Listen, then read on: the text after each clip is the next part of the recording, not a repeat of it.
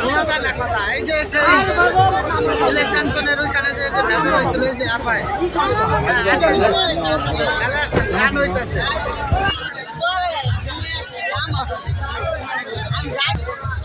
নেন নেন নেন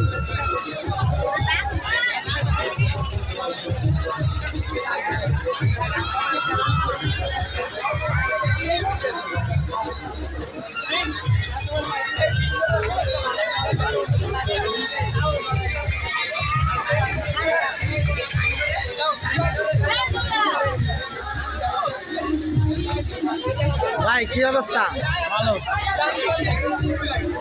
ভালো আছি। এই যে মেলায় আসছি শনি একটা মেলাটা অনেক ভালো লাগতেছে। শনি একটা আছি আমরা এখন। বাবু সাক্ষাৎ গেলে কেমন আছো? হ্যাঁ ভাগিনা কেমন আছো? সাউন্ড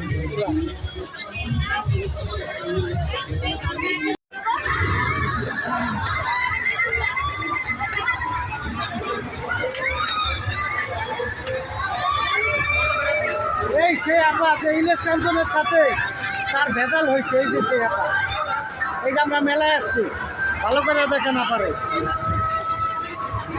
হ্যাঁ আছে কথা কইলে সাউন্ডটা বোঝা যাবে না, সাউন্ডটা বোঝা যাবে না, বুঝছেন? ভাইগো বন্ধুন সব আছে আমার, বুঝছেন? এই যে আপনার জিলাপি নিচ্ছেন না? হ্যাঁ জিলাপি নিছি, আপনারা খাবেন নি? এই যে দেখেন মেলা,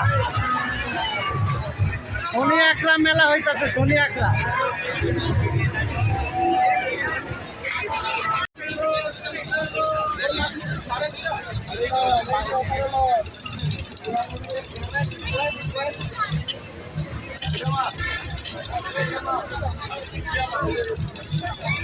লাগে বললেন, কথা বললেন।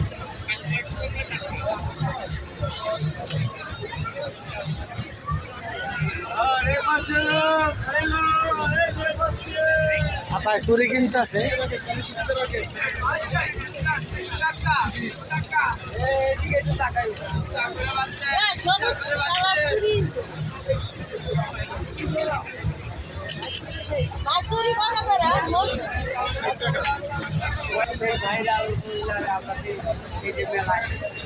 আপা তা ইলেশ কাঞ্চনের সাথে আমাদের ভেজাল নানি আর একটুখানি শুনতে চাই আমরা, ওইখানে লাইক ছিল না।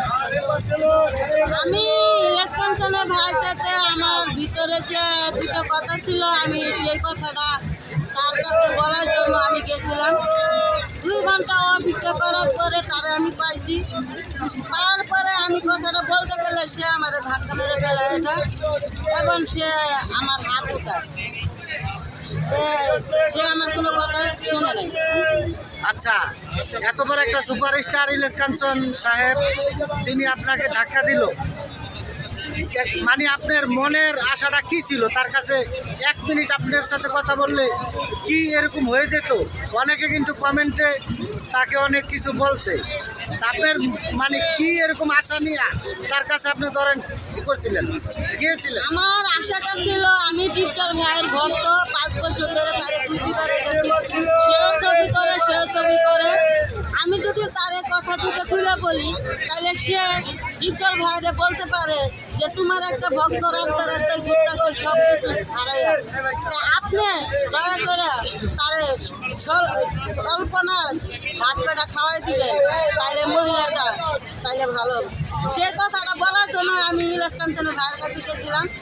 সে আমার সাথে অনেক ব্যবহার খারাপ করছে, সে মানুষের কাতারে আসে না, এটাই বলে সিটি কর্পোরেশনের চেয়ারম্যান।